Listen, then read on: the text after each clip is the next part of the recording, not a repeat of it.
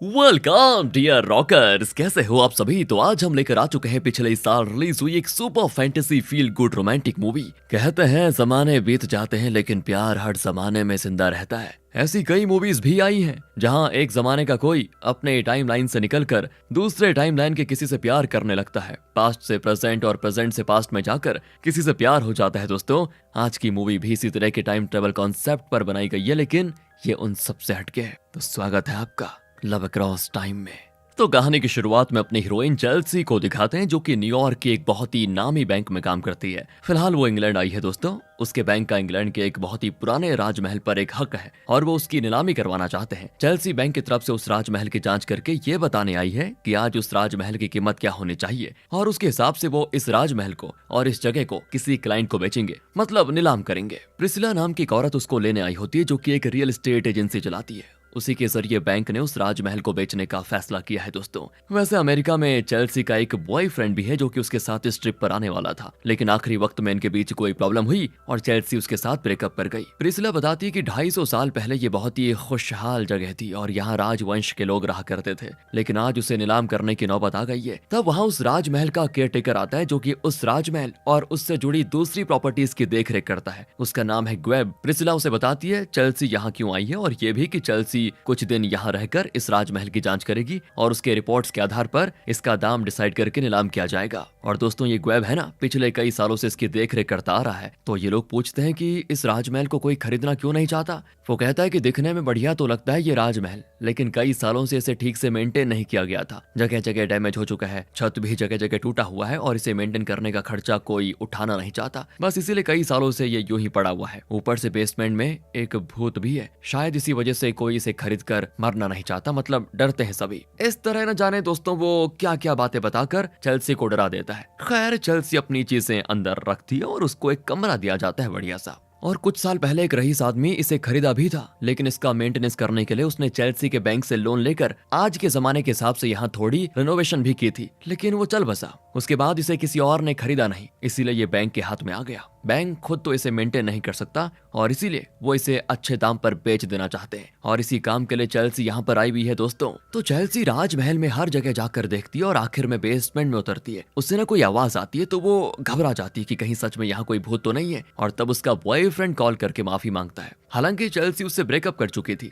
अचानक call cut हो जाता है और फोन अपने आप स्विच ऑफ, जबकि उसमें चार्ज था दोस्तों। अब चेल्सी और डर जाती है और एक बड़ा हैंडल वाला पेन उठाकर आगे बढ़ती है कि कहीं भी कोई दिख गया उसका सर फोड़ दूंगी। तो आगे एक आईना दिखता है, जो कि दिखने में थोड़ा अजीब भी है, जैसे कि उस पर बादल छाए हुए हों। आईने के उस तरफ एक आदमी दिखता है दोस्तों। अब उसको देखकर चेल्सी को लग जाता है झटका और उसी तरह चेल्सी को देखकर वो आदमी भी चौंक जाता है। वो पूछता है, तुम कौन हो जो मेरे कमरे में विराजमान हो? है इस तरह वो कुछ ज्यादा ही शुद्ध भाषा बोलता है। अपनी चेल्सी तो पूछती कि तुम कौन हो और बेसमेंट में क्या कर रहे हो और ये कैसा ड्रेसअप करके रखा हुआ है तुमने। उस आदमी को लगता है दोस्तों कि चेल्सी आईने के पीछे खड़ी है, तो वो दोनों तरफ झांकता है और यहाँ चेल्सी भी वही सोचती है कि कहीं ये आदमी आईने के पीछे खड़ा तो नहीं, पर वहां कोई नहीं होता। तो दोनों रियलाइज करते हैं कि वो आईने के जरिए एक दूसरे को देख रहे हैं। वो पूछता है, तुम अलादीन के चिराग वाली कोई भूत तो नहीं हो? आईने के अंदर क्या कर रही हो? चेल्सी कहती है कि मुझे तो तुम भूत लगते हो। वो कहता है, मैं भूत नहीं हूँ, मैं हूँ Charles Berkeley the fourth. Chelsea चौंक जाती, क्या तुम Prince Charles Berkeley the fourth हो? ये कौन सा साल चल रहा है बताओ? वो बताता है कि ये तो 1799 चल रहा है। चेल्सी का ड्रेस उसे बड़ा अजीब लगता है, तो वो पूछता है कि तुम किस जमाने की हो? वो कहती है कि मैं तो 2024 में जी रही हूँ। और ये सुनकर वो बौखला जाता है। दोनों की समझ नहीं आता कि ये सच है या फिर कोई सपना या इल्यूजन। दोनों खुद को पिंच करके देख लेते हैं तो पता चलता है दोस्तों कि ये सच है। दोनों आईने पे जैसे हाथ रखते हैं ना, तो दोनों को जैसे इलेक्ट्रिक शॉक लगता है। उस तरफ से चार्ल्स की माँ बुलाती है कि राजकुमार चार्ल्स तुरंत आ जाओ, भोजन परोसा जा रहा है। चार्ल्स कहता है कि मेरी माँ मुझे पुकार रही है, मुझे जाना होगा। लगता है दोस्तों माँ का लाडला बेटा है ये चार्ल्स, कल फिर मिलेंगे, ये कहकर वो चला जाता है। चेल्सी भी ऊपर आ जाती कंफ्यूजन में। उसके तो समझ ही नहीं आता कि बेसमेंट में हुआ क्या अभी। ये कैसे हो सकता है कि मैं 1799 के किसी राजकुमार से बात कर पाई? टाइम ट्रेवल के बारे में तो सिर्फ बुक्स में और मूवीज में देखा था, क्या सच में भी ऐसा होता है? रात को तो उसे नींद भी नहीं आती। वो यही सोच रही होती कि क्या ये कोई प्रैंक था या फिर क्या था। अगले दिन वो फिर बेसमेंट जाकर आईने को देखती है, लेकिन ये क्या दोस्तों, अब आईना एकदम नॉर्मल लगता है और उसी का रूप उसमें रिफ्लेक्ट होता है जो होना चाहिए। वो ना चार्ल्स का नाम भी पुकारने लग जाती है कि तुम कहाँ पे हो, पर चार्ल्स नहीं आता। फिर वो राजमहल के पास बने एक आउट हाउस में जाती है जहाँ ग्वेब रहता है। वो अपना गेम खेल रहा होता है। चेल्सी पूछती है क्या सच में तुमने बेसमेंट में भूत देखा है? वो कहता है डायरेक्टली देखा तो नहीं है, लेकिन हर पूर्णमासी को बेसमेंट से कोई आवाज जरूर आती है, मैंने खुद सुनी है। इतना ही नहीं दोस्तों, अब मैं बताता हूँ। ये ग्वेब है ना, साइंस फिक्शन और टाइम ट्रेवल के बारे में पढ़ने में काफी दिलचस्पी रखता है। तो चेल्सी उससे एक टाइम ट्रेवल बुक लेकर राजमहल में आ जाती है। अगले दिन प्रिसिला और चेल्सी इस राजमहल के आसपास की 5 प्रॉपर्टीज को देखने जाती हैं जो राजमहल को बिलोंग करती हैं उन्हीं को। तो रास्ते में चेल्सी इस राजमहल के इतिहास और राजाओं के बारे में पूछती है। प्रिसिला बताती है कि पिछले 3 राजाओं के वक्त तो ये काफी खुशहाल था, लेकिन बाद में चौथे प्रिंस यानी चार्ल्स बकली ने इसकी जिम्मेदारी ली, लेकिन वो ज्यादा दिन जिंदा नहीं रहा। उसने शादी भी नहीं की और वो एक आग दुर्घटना में मारा गया। उसके बाद आया 5वां प्रिंस, लेकिन उसके समय इस राज्य का और राजमहल का पतन शुरू हुआ और देखते देखते ये बैंक के पास गिरवी रख दिया गया और अब ये बैंक की प्रॉपर्टी है। बैंक इसे मेंटेन नहीं कर सकता और इसीलिए इसे बेचने की कोशिश की जा रही है। जो भी इसे खरीदेगा वो जरूर इसे गिराकर अपनी पसंद की कोई और बिल्डिंग या होटल बनाएगा और उसके साथ ही इस राजमहल का इतिहास भी मिट्टी में मिल जाएगा। चेल्सी दोस्तों यहाँ एक बात तो समझ जाती है कि चार्ल्स द फोर्थ ने शादी नहीं की और वो एक आग दुर्घटना में मारा गया और शायद वही चेल्सी को बेसमेंट के आईने में दिखाई दे रहा था। अब प्रॉपर्टी को देखकर प्रिसिला चेल्सी को राजमहल में ड्रॉप करके चली जाती है। चेल्सी भी ग्वेब का टाइम ट्रेवल बुक पढ़ने लग जाती है। उसे कुछ डाउट्स होते हैं तो वो सीधे उस बुक के ऑथर को ही कॉल करके पूछने लगती है कि क्या सच में ये टाइम ट्रेवल पॉसिबल है। मैं एक जगह गई थी जहाँ पे मेरा फोन ऑटोमेटिकली स्विच ऑफ हो गया। आपके बुक में लिखा है कि ग्रेनाइट स्टोन के रेडिएशन से ऐसा हो सकता है, क्या आपको भी कभी ऐसा एक्सपीरियंस हुआ है? इस तरह वो बुक में लिखी बातों के बारे में डिटेल में और वो भी बड़ी दिलचस्पी दिखाकर पूछती है। तो ऑथर भी खुश हो जाती है और कहती है कि इस बारे में अभी भी रिसर्च चल रही है। वैसे मैंने जो लिखा था वो बस मेरी थियरी थी। मेरे हिसाब से फिलहाल जो पूर्णमासी चल रही है उसका इफेक्ट भी हो सकता है वो। वैसे तुम टाइम ट्रेवल में जितनी दिलचस्पी ले रही हो उससे तो मुझे लगता है कि शायद तुम्हें टाइम स्लिप हुआ है। टाइम स्लिप यानी प्रेजेंट में रहते हुए फ्यूचर को देखना या पास्ट को देखना। चेल्सी कहती नहीं, मुझे ऐसा कोई एक्सपीरियंस नहीं हुआ है। मैंने तो बस आपका बुक पढ़कर सोचा कि आपसे अपने डाउट्स क्लियर करवा लूं। इस तरह वो बात को घुमा देती है दोस्तों। उसी रात वो फिर से बेसमेंट जाती है जहां आईने के जरिए वो फिर चार्ल्स को देख पाती है। लगता है टाइम पोर्टल आज भी खुला है। दोनों अभी भी विश्वास नहीं कर पाते कि वो अलग अलग टाइमलाइन से एक दूसरे को देख रहे हैं और आपस में बातें भी कर रहे हैं। अब चार्ल्स कहता है कि कल तुमसे मिलने के बाद ना मैं सारा का सारा दिन यही सोचता रहा कि क्या ये सच है या फिर नहीं। मैंने तो कई बार आकर इस आईने को देखा भी, लेकिन ये नॉर्मल लग रहा था। मुझे लगता है कि सिर्फ रात को ही ये बदल जाता है और मैं तुम्हें देख पाता हूँ। तो दोस्तों अब चेल्सी अपने बारे में बताती है कि मैं अमेरिका की रहने वाली हूँ और हाल ही में इंग्लैंड आई हूँ। चार्ल्स भविष्य की दुनिया के बारे में जानने के लिए काफी उत्सुक होता है। वो जानना चाहता है कि इन 250 सालों में दुनिया में क्या क्या बदलाव आए हैं। तो चेल्सी बताने से जरा डरती है क्योंकि उसे लगता है कि टाइम ट्रेवल के जरिए फ्यूचर की बातों को पास्ट के आदमी को बताने से शायद वक्त के बहाव में बदलाव आ जाए या फ्यूचर से कोई चीज अगर पास्ट में गई तो उससे दुनिया पर कोई मुसीबत ना आन पड़े। जैसे कि अगर पास्ट में कोई बीमारी थी जिसका इलाज ना होने के कारण बहुत लोग मरे, लेकिन उस बीमारी का इलाज अब हमारे पास है, तो उस दवा को अगर पास्ट में ले जाया गया तो उससे प्रेजेंट की दुनिया पर बुरा असर ना पड़े। ये सारी बातें सुनकर चार्ल्स तो हंसता है कि मेरी समझ में नहीं आ रहा कि तुम्हें डर किस बात का है। अगर वो दवा पास्ट के लोगों को मिली तो लोगों की जानें ही तो बचेंगी ना, ये तो अच्छी बात है। खैर अगर तुम्हें इतना ही डर है तो मैं वादा करता हूँ कि फ्यूचर की कोई भी चीज मैं पास्ट में ले जाने की जिद नहीं करूंगा। इसके अलावा और कोई दिलचस्प बात हो तो बताओ, जैसे कि कोई तकनीकी या वैज्ञानिक तब्दीलियां वगैरह। तो चेल्सी बताती है कि मेरे टाइमलाइन में लोग उड़ते हैं। वो चौंक जाता है, क्या लोग उड़ते हैं? फिर चेल्सी समझाती है कि हवाई जहाज बन चुका है जिसमें ढेरों लोग चढ़कर एक जगह से दूसरी जगह बहुत ही कम समय में जा पाते हैं। यहाँ से न्यूयॉर्क जाने में सिर्फ 6 घंटे लगते हैं। चार्ल्स कहता है वाह, हमें तो 3 महीने लग जाते हैं। और सुनो चार्ल्स, यहाँ कार्ड्स नाम के वाहन है जिसमें इंजन लगा होता है। चार्ल्स कहता है हम तो घोड़ा गाड़ी में जाते हैं। अच्छा चार्ल्स, तुम्हारे टाइम में लंदन जाने में कितना वक्त लगता है? वो कहता है 1 हफ्ता। तो चेल्सी कहती है बाप रे, हमें तो सिर्फ 4 घंटे लग जाते हैं। फिर चेल्सी उसे अपना फोन दिखाकर कहती है कि इसके जरिए हम किसी से भी बात कर सकते हैं और वो भी उसे देख कर बात कर सकते हैं, फिर चाहे वो दुनिया के किसी भी कोने में क्यों ना हो। लेकिन पता नहीं क्यों इस बेसमेंट में ये फोन काम नहीं करता। ये फोन हाथ में हो तो जैसे पूरी दुनिया अपनी मुट्ठी में है। चार्ल्स तो एकदम दंग रह जाता है कि कितना कुछ बदल गया है दुनिया में और दुनिया में क्या क्या नया आया है। फिर दोनों इस तरह बातें करते हैं, अपनी अपनी टाइमलाइंस की कई बातें शेयर करते हैं। फिर चार्ल्स उठकर किचन में जाकर कॉफी और कुकीज लाता है। वो आईने के जरिए चेल्सी को भी एक कुकी देता है। उसका टेस्ट जो है ना लाजवाब होता है दोस्तों, लेकिन अचानक चेल्सी को सांस लेने में तकलीफ होती है। दरअसल उसमें नट्स मिले हुए थे और चेल्सी को नट्स से एलर्जी है। तो चार्ल्स घबरा जाता है और वो आईने के जरिए अपने जमाने से यहाँ प्रेजेंट में आ जाता है। वो पूछता है कि तुम्हें क्या हो गया। चेल्सी कहती है कि उस तरफ किचन है जहाँ एक बैग होगा, प्लीज उसे जल्दी लेकर आ जाओ। अब चार्ल्स भागकर जाता है और वो बैग लेकर आ जाता है। उसमें से एलर्जी का कोई इंजेक्शन निकालकर चेल्सी लगा लेती है। तब जाकर उसकी हालत में सुधार आता है और वो सांस ले पाती है। फिर पूरी रात दोनों बातें करते हैं और चेल्सी वहीं सो जाती है। चार्ल्स को भी नींद आ जाती है और वो भी दोस्तों वहीं बैठा बैठा सो जाता है। अब सुबह वो देखते हैं ना तो आईना नॉर्मल हो चुका है, मतलब पोर्टल खुला नहीं है, बंद है। चेल्सी घबरा जाती है कि अब तुम्हें अपनी टाइमलाइन में कैसे जाना होगा। तो चार्ल्स कहता है कि अब मुझे रात तक इंतजार करना होगा, रात को ही पोर्टल खुलेगा तो मैं जा पाऊंगा, फिक्र मत करो। वैसे मुझे जरा भूख लगी है, प्लीज कुछ करो ना। अब चेल्सी उसे ग्वेब की नजरों से बचाकर राजमहल में लेकर आ जाती है। वो देखता है कि 250 सालों में राजमहल काफी बदल चुका है। किचन में वो नाश्ता बनाने में चेल्सी की मदद करता है। वो पूछता है कि यहाँ बना हुआ नया गुसल खाना काफी शानदार है और वो टॉयलेट वो बड़ा मजेदार है। वैसे फ्लश करने के बाद वहां से ये वेस्ट मटेरियल जाता कहाँ है और पानी अपने आप कैसे अंदर आ जाता है। इस तरह दोस्तों वो टॉयलेट के बारे में कई सवाल पूछता है। तो चेल्सी कहती है एक बार फ्लश हो गया तो गया, उसके बारे में इतना सवाल मत करो यार, फिर मैं नहीं तो नाश्ता नहीं कर पाऊंगी। वैसे तुम्हारी माँ तुम्हें ढूंढ रही होगी ना। तो चार्ल्स कहता है कि कुछ साल पहले मेरे पिता चल बसे, उसके बाद राज्य का कार्यभार मेरे सर पर आ गया, लेकिन मुझे उन चीजों में दिलचस्पी नहीं है। पर राजकुमार होने के नाते मुझे मजबूरन राजगद्दी पर बैठना पड़ जाता है। वो आने वाला कमरा मेरा सीक्रेट रूम है, सिर्फ माँ जानती है कि मैं वहां जाता हूँ। जब मैं कमरे से बाहर नहीं आता तो वो मुझे परेशान नहीं करती और मेरी जिम्मेदारियां संभाल लेती है, इसलिए चिंता की कोई बात नहीं है। तब बाहर से ग्वेब दोस्तों चार्ल्स को देख लेता है और उसका अजीब सा ड्रेस वगैरह देखकर उसे शक होता है कि ये है कौन। पर उसे चार्ल्स को देखते हुए चेल्सी देख लेती है और वो तुरंत ही चार्ल्स को अंदर लेकर जाती है और बताती है ये इस समय प्रेजेंट टाइम में राजमहल का केयरटेकर है। चेल्सी बाहर जाती है दोस्तों तो ग्वेब पूछता है अंदर वो आदमी कौन है बताओ, है क्या आप उसे लेकर आई हैं? चेल्सी कहती है कौन आदमी, किसकी बात कर रहे हो, मैं तो किसी को नहीं देखा। इस तरह बात को टालकर वो चली जाती है। पर ग्वेब को शक दूर नहीं हुआ था दोस्तों।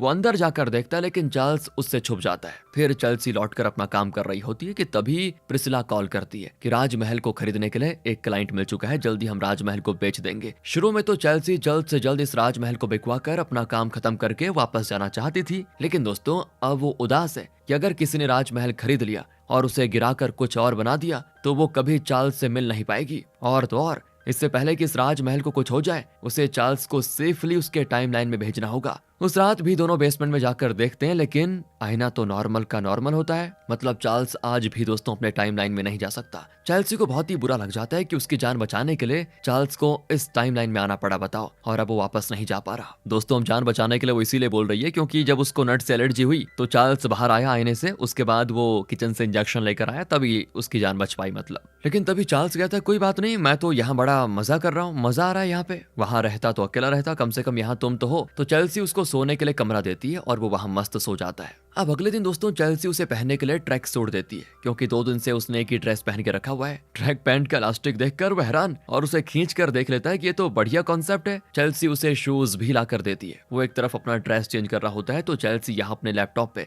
चार्ल्स बार्कले के बारे में सर्च करती है तो उसे पता चलता है कि वो जून 24, 1799 को एक आग दुर्घटना में मारा गया था। उसके हिसाब से चार्ल्स अब लगभग दोस्तों 1 महीना ही जिंदा रहेगा, जिसके बाद राजमहल के पास एक फार्म हाउस में आग लगेगी जिसमें चार्ल्स मर जाएगा। तभी चार्ल्स ड्रेस चेंज करके आ जाता है जो चेल्सी झट से लैपटॉप बंद कर देती है। वो पूछता है ये क्या चीज है? चेल्सी बताती है मैंने तुम्हें जो फोन दिखाया था ये उसी तरह का एक डिवाइस है, इसमें मैं अपना काम करती हूँ। तो चार्ल्स कहता है मुझे बाहर जाने का मन कर रहा है, देखने का मन है बाहर की दुनिया, तुम भी चलोगी क्या? फिर चार्ल्स और चेल्सी राजमहल के पास वाले एक जंगल में घूमने जाते हैं। तो चेल्सी पूछती है एक बात बताओ, तुम्हें अपने टाइमलाइन और इस टाइमलाइन में क्या फर्क नजर आ रहा है? चार्ल्स कहता है मुझे तो लगता है कि मैं एक नई दुनिया में आ गया हूँ। 2 दिन पहले अपने टाइमलाइन में मैं इसी जंगल से गुजरा था, तब यहाँ पे छोटे छोटे पौधे लताएं वगैरह थी, लेकिन अब यहाँ पे इतने बड़े बड़े पेड़ हैं, देखकर मुझे बड़ा अचंभा हो रहा है। फिर चेल्सी उससे उसके परिवार के बारे में पूछकर उसके बारे में काफी बातें जान लेती है। अगले सीन में चेल्सी ग्वेब से पूछती है कि यहाँ 1799 में जो प्रिंस चार्ल्स बार्कले रहता था उसके बारे में तुम कुछ जानते हो तो मुझे बता दो, सुना है वो किसी आग दुर्घटना में मारा गया था। तो वो कहता है कि मैं कोई हिस्ट्री टीचर थोड़ी ना हूँ,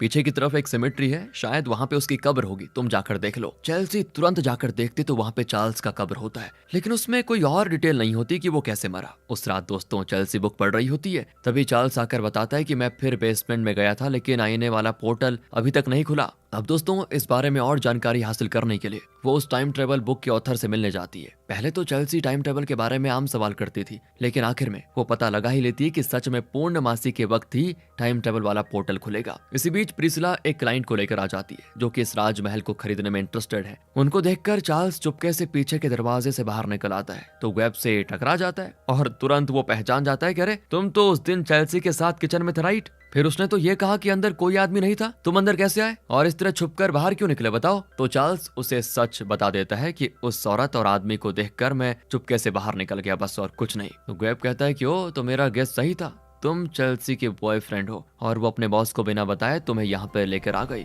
और अगर उसके बॉस को पता चला तो उसकी नौकरी चले जाएगी, इसीलिए वो तुम्हें अंदर छुपा रही है, राइट? ठीक है, डरो मत, मैं किसी को नहीं बताऊंगा। जब तक वो दोनों चले नहीं जाते तब तक तुम मेरे कमरे में रहो। कहकर वो चार्ल्स को अपने आउट हाउस में लेकर चला जाता है। वहाँ उसे गेम वगैरह खेलते हुए देखकर चार्ल्स तो काफी हैरान कि ये सब क्या है, एकदम जादू लग रहा है। चार्ल्स को बड़ी भूख भी लगी होती है तो ग्वेब उसे बाहर लेकर जाता है और पहली बार कार को देखकर वो बहुत एक्साइटेड होता है। तब उसे चेल्सी की बात याद आती है कि इसमें तो इंजन नाम की चीज होती है और इसे चलाने के लिए घोड़े की जरूरत नहीं पड़ती। उसका बर्ताव देखकर ग्वेब कहता है कि तुम कार को इस तरह क्यों देख रहे हो, जैसे पहली बार देख रहे हो? तुम न्यूयॉर्क से ही हो ना या कहीं और? वहाँ तुमने कभी कार नहीं देखी क्या? फिर वो चार्ल्स को शहर के अंदर ले जाकर उसके लिए बर्गर खरीदने चला जाता है और चार्ल्स तो आती जाती गाड़ियों को ताकने लगता है। ग्वेब बर्गर लेने जाता है तो उसे खाकर चार्ल्स कहता है, इस चीज का नाम क्या है दोस्त? काफी टेस्टी है और तो और इसे खाने के लिए ना बैठने की जरूरत है और इसे प्लेट पर रखकर भी खाना नहीं पड़ जाता, बहुत ही मस्त है, चलते फिरते भी खा सकते हैं, बहुत ही बढ़िया। ग्वेब को तो दोस्तों और शक हो जाता है कि ये किस जमाने में आ गया, ये तो ऐसे बोल रहा है जैसे पता नहीं कौन से समय का है। इतने में चेल्सी राजमहल लौट आती है तो वो क्लाइंट कहता है कि मेरा एक आर्किटेक्ट आकर इस राजमहल की जांच करेगा, उसके बाद ही मैं फैसला कर पाऊंगा कि इसे खरीदना है या फिर नहीं। प्रिसिला और क्लाइंट के जाने के बाद चार्ल्स और ग्वेब आ जाते हैं तो चेल्सी पूछती है कि ग्वेब ने तुम्हें देखा कैसे? तो चार्ल्स उसे सब बता देता है। फिर चेल्सी कहती है कि मुझे ना बहुत ही डर लग रहा है चार्ल्स, मैं बस तुम्हें सही सलामत तुम्हारे टाइमलाइन में पहुंचाना चाहती हूँ। तुम्हारे यहाँ रहने से इस टाइमलाइन में कोई अजीबोगरीब बदलाव ना हो जाए जिसकी वजह से तुम पर और दुनिया पर कोई और मुसीबत ना आ जाए, बस इसी बात का डर है मुझे। वैसे मैंने टाइम ट्रेवल के बारे में एक एक्सपर्ट से पूछताछ की थी और मुझे पता चला है कि पूर्णमासी को ही पोर्टल खुलेगा, मतलब हमें और 25 दिन इंतजार करना पड़ेगा। चार्ल्स कहता है, मैंने उस औरत और आदमी की बात सुनी थी जो राजमहल देखने आए थे, वो कह रहे थे कि जल्दी से जल्दी इसको खरीदेंगे और इस राजमहल को गिराकर वो यहाँ पे कोई और मकान बनाने जा रहे हैं, क्या हम ऐसा होने से रोक नहीं सकते? चेल्सी कहती है, मैं तुम्हें पहले बता चुकी हूँ कि मैं यहाँ क्यों आई हूँ। एक बार ये राजमहल बिक गया ना तो खरीदार अपनी मर्जी से यहाँ कुछ भी बना सकता है, उसे हम नहीं रोक सकते, और इतना बड़ा महल खरीदने के लिए मेरे पास रोकड़ा नहीं है, वरना मैं इसे खुद खरीद कर खुद इसे मेंटेन करवा देती। अब अगले दिन दोनों दोस्तों आर्कियोलॉजिकल डिपार्टमेंट जाते हैं और बताते हैं कि एक पुरातन राजमहल है जो कि अब बैंक के कब्जे में है, वो उसे किसी प्राइवेट क्लाइंट को बेचना चाहते हैं। क्या सरकार उसे अपने कंट्रोल में लेकर उसे हेरिटेज साइट की तरह सुरक्षित नहीं रख सकती? वहाँ की स्टाफ उस राजमहल के इतिहास को चेक करके कहती है कि हमने पहले से इस तरह के पुरातन राजमहल और हेरिटेज साइट्स की लिस्ट निकाल कर रखी हुई है, और आप जिस राजमहल की बात कर रहे हैं ना वो सिर्फ 250 साल पुराना है। ऐसे साइट्स अमेरिका में रेयर होंगे, लेकिन इंग्लैंड में इससे भी बहुत पुराने साइट्स मौजूद हैं, इसलिए इसे हम हेरिटेज साइट नहीं मानते। ये सुनने के बाद चार्ल्स बड़ा उदास होता है क्योंकि ये राजमहल उसके परिवार का इतिहास है, उसकी पहचान है, जिसे अब मिटने की नौबत आ गई है, बताओ। तो चेल्सी उसको दिलासा देती है कि अगर मेरे पास इसे खरीदने के लिए उतनी बड़ी रकम होती ना तो मैं तुम्हारी खातिर इस राजमहल को जरूर खरीद लेती। ये सुनकर वो अपने जमाने के हिसाब से उसके हाथ पर किस करके शुक्र अदा करता है कि तुमने मेरे लिए इस कदर सोचा, थैंक यू। चेल्सी को ये थोड़ा अजीब भी लग जाता है, लेकिन लगता है दोस्तों इनके बीच नजदीकियां बढ़ रही हैं। फिर वो राजमहल से जुड़ी हुई एक प्रॉपर्टी पे जाते हैं। दरअसल यहीं पर वो आग दुर्घटना हुई थी जिसमें चार्ल्स मारा गया था। वहाँ पे लिखा होता है कि यहाँ किसी साल में आग लगी थी और उसमें चार्ल्स कैसे जलकर मरा। यहाँ पे चेल्सी उसे सच बता देती है कि इतिहास के मुताबिक 34 साल की उम्र में जून 24, 1799 को यहाँ पे आग दुर्घटना में तुम जलकर मर गए थे चार्ल्स, और तुम्हारे टाइमलाइन के हिसाब से बस कुछ ही दिन बचे हुए हैं तुम्हारे मरने में।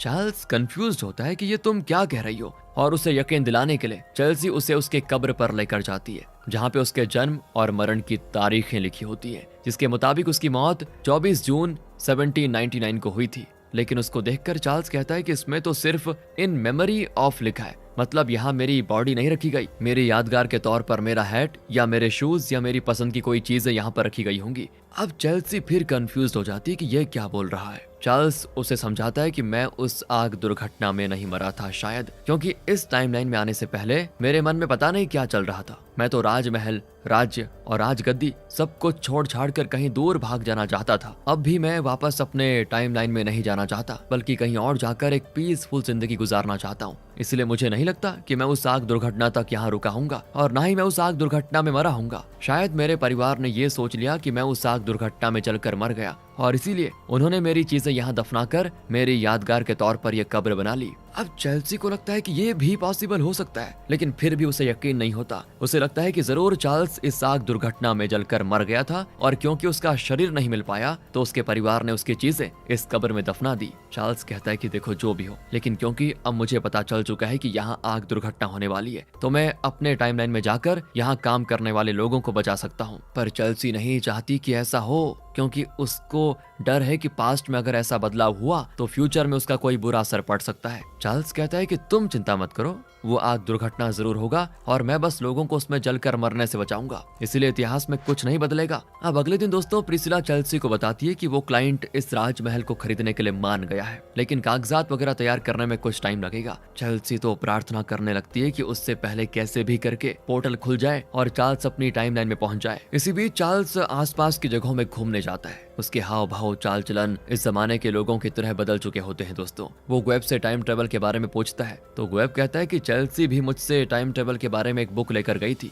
वैसे तुम दोनों को टाइम ट्रेवल के बारे में इतना इंटरेस्ट क्यों है? खैर जो भी हो, अब मेरे पास टाइम ट्रेवल करने की शक्ति होती तो पता है मैं क्या करता। मैं बहुत पास्ट में जाकर बैंक में एक छोटा सा अमाउंट डिपॉजिट करता। 200 साल बाद उस पर ब्याज ब्याज ऊपर से ब्याज इतना जमा हो जाता और जब मैं 200 साल बाद के टाइमलाइन में टाइम ट्रेवल करके आता तो वो अमाउंट पता है मिलियंस बिलियंस में होता और तब मैं दुनिया का सबसे अमीर आदमी होता। उसका आइडिया काफी बेकार लगता है दोस्तों और चार्ल्स भी उसे सीरियसली नहीं लेता। वो फैसला करता है कि वो जब तक यहाँ पे है चेल्सी के साथ खुश रहेगा। इनके बीच प्यार भी होने लग जाता है। एक दिन चेल्सी अपने बैंक को कॉल करके अपने बॉस से बात करती है और पूछती है कि इस राजमहल को बेचने के बजाय इसे सरकार के हवाले करके इसे बचाने का कोई चांस है क्या? उसकी बातें सुनकर चार्ल्स के दिल में उसके लिए प्यार और बढ़ जाता है कि चेल्सी उसका राजमहल बचाने के लिए कितनी कोशिशें कर रही है। इसी बीच राजमहल को खरीदने जो क्लाइंट आया था दोस्तों, उसकी तरफ से कोई जवाब नहीं आता। एक हफ्ता निकल जाता है। 2 दिन के बाद होती है पूर्णमासी और तभी बेसमेंट का पोर्टल खुलेगा और चार्ल्स तभी अपने टाइमलाइन में जा पाएगा। दोनों खुश भी हैं और दुखी भी।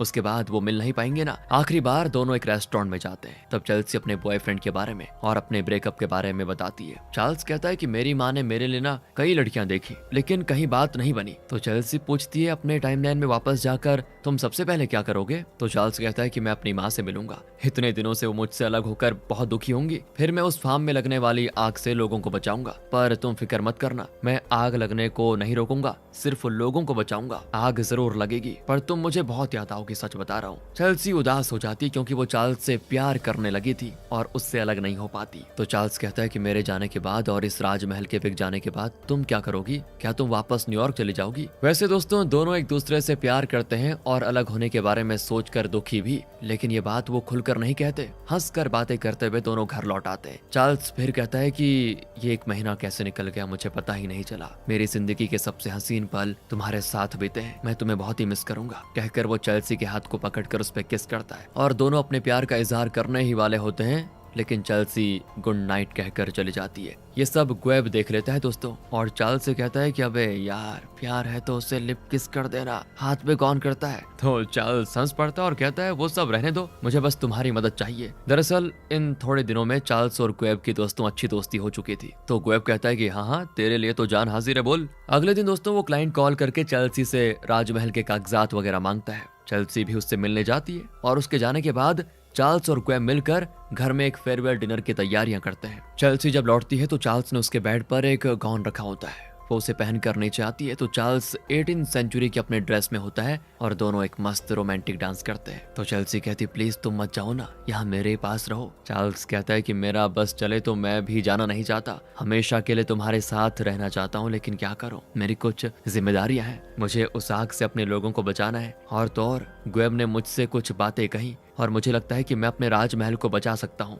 लगता है दोस्तों चार्ल्स ने ग्वेब की बातों को सीरियसली ले लिया कि किसी बैंक में पास्ट में जाकर एक छोटी अमाउंट डिपॉजिट करने से फ्यूचर में वो बहुत बड़ा अमाउंट बन जाता है। चार्ल्स ने कोई प्लान बना लिया है लेकिन वो चेल्सी को कुछ खुलकर नहीं बताता। फिर उस मस्त से रोमांटिक डिनर के बाद दोनों सो जाते हैं। अगली सुबह चेल्सी देखती है कि आज पूर्णमासी है, यानी आज वो पोर्टल खुलेगा। उसे बड़ा दुख होता है कि आज चार्ल्स उसे छोड़कर चला जाएगा। वो काम के सिलसिले में बाहर चली जाती है तो चार्ल्स वहाँ एक पुराने बैंक के बारे में पढ़ता है जो कि चार्ल्स के जमाने से चला आ रहा है और आज भी है। वो ग्वेब से पूछता है कि उस दिन तुमने कहा था कि पैसे नाम की कोई चीज होती है और पास्ट में थोड़ा अमाउंट बैंक में जमा करने से 200 साल के बाद वो अमाउंट बहुत ही बड़ा होगा। मुझे कोई ऐसा बैंक बताओ जो 18th सेंचुरी में था और आज भी है। ग्वेब तो गुस्सा हो जाता है कि तुम सच बताओ, तुम हो कौन? जब से आए हो बस ये टाइम ट्रेवल कर रहे हो। कभी कार को देखकर चौंक जाते हो, कभी बर्गर को देखकर चौंक जाते हो। क्या हो, न्यूयॉर्क से आए हो तुम, लेकिन कभी तुमने गेम नहीं खेला? अरे तुम हो कौन बताओ? इस तरह सवाल पे सवाल करते हुए वो चार्ल्स के चेहरे को ध्यान से देखता है और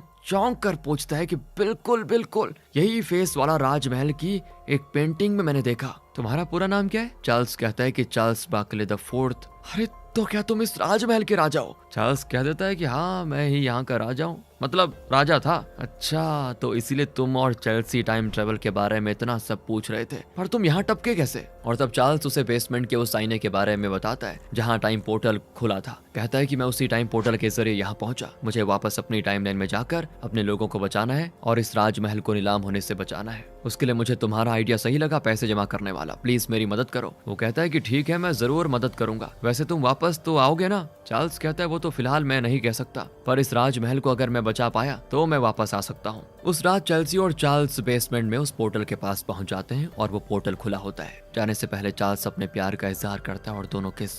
चेल्सी बहुत इमोशनल होती है दोस्तों, पूछती है तुम वापस कब आओगे? चार्ल्स कहता है मैं पूरी कोशिश करूंगा वापस आने की। चेल्सी से विदा लेकर वो पोर्टल के अंदर चला जाता है। अगले दिन दोस्तों ग्वेब चेल्सी से पूछता है चार्ल्स कहाँ है? तो चेल्सी बड़े दुख के साथ कहती है वो तो चला गया। अगले दिन भी चांद पूरा दिखता है तो चेल्सी फिर बेसमेंट जाती है। पोर्टल खुला अभी होता है लेकिन चार्ल्स नहीं दिखता, शायद वो अपने आने वाले कमरे में आया ही नहीं। चेल्सी बहुत दुखी होती है। अगले दिन दोस्तों एक बहुत ही पुराने बैंक का मैनेजर आता है जिनका बैंक 18th सेंचुरी में शुरू किया गया था और आज तक चल रहा है। वो पूछता है क्या आप ही चेल्सी हैं? चेल्सी कहती है हाँ। वो चेल्सी को एक लेटर देता है और बताता है कि ये हमारे बैंक में 200 साल से भी पहले सेफ में रखवाया गया था। हम लगभग 10 जनरेशन से इसको संभाल कर रखे हुए हैं। उस वक्त किंग चार्ल्स बार्कले फोर्थ ने ये लेटर हमारे बैंक में रखवाया था और लिखा था कि ये 2024 में इस राजमहल में रहने वाली चेल्सी को सौंपा जाए। अब चेल्सी उस लेटर को खोलकर पढ़ती है तो चार्ल्स ने लिखा होता है कि माय डियर चेल्सी, हमारे राजमहल को नीलामी से बचाने के लिए मैंने ये इंतजाम किया है। उस दिन तुम्हें छोड़कर अपने टाइमलाइन में आने के बाद मुझे यकीन हो गया था कि तुम अगले दिन टाइम पोर्टल के पास मुझे देखने के लिए आओगी, लेकिन मेरे टाइमलाइन में 1000 पाउंड्स को ले जाकर न्यूयॉर्क के इस पुराने बैंक में डिपॉजिट करने में पूरा 1 हफ्ता लग गया। इसीलिए मैं अगले दिन तुमसे मिल नहीं पाया।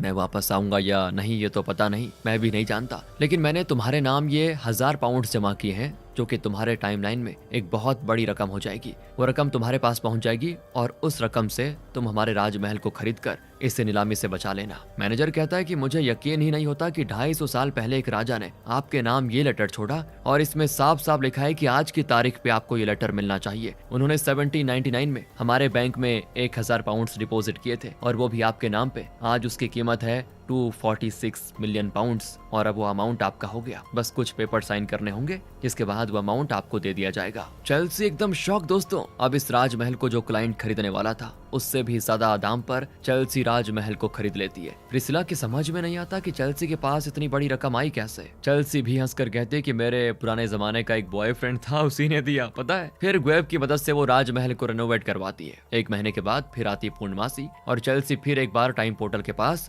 चार्ल्स का इंतजार करती है। चेल्सी परेशान हो जाती है कि कहीं चार्ल्स को कुछ हो तो नहीं गया, वो क्यों नहीं आया। फिर वो अपने कमरे में सोने जाती है और अचानक उसे नीचे से कोई आवाज आती है। चेल्सी को लगता है कि कोई चोर घुस आया होगा। वो घबराकर एक फ्लावर वेस हाथ में लेकर नीचे जाती है और वहाँ चार्ल्स खड़ा होता है दोस्तों। उसके हाथ पे पट्टी बंधी होती है। उसे देखने के बाद चेल्सी की जान में जान आ जाती है और पूछती है कि तुम्हारे हाथ में क्या हुआ। चार्ल्स कहता है कि मैं अपने टाइमलाइन से उस आने वाले टाइम पोर्टल से यहाँ आ गया तो मेरा हाथ जोर से उस आईने पे लगा और टूट गया। चेल्सी घबराकर पूछती है कि वो आईना टूट गया तो तुम वापस अपने टाइमलाइन में कैसे जाओगे? और तब चार्ल्स बताता है कि मैं तो कभी अपने उस टाइमलाइन में जाना ही नहीं चाहता, इसीलिए तो मैंने जानबूझकर उसको तोड़ा, इसीलिए बस हाथ में चोट लग गई। पर आने से पहले मैं माँ को एक बार देखना चाहता था, सो मैंने देख लिया। अब मैं कभी वापस नहीं जाने वाला और उस आग दुर्घटना से भी मैंने अपने लोगों को बचा लिया। लेकिन मेरा परिवार यही समझेगा कि आग दुर्घटना में मैं जलकर राख हो गया। क्योंकि मेरी बॉडी उन्हें कभी मिलेगी नहीं और वो मेरी कब्र में कुछ चीजें दफना देंगे। मतलब इतिहास में कोई बदलाव नहीं होगा, अब हम यहाँ आराम से जी पाएंगे।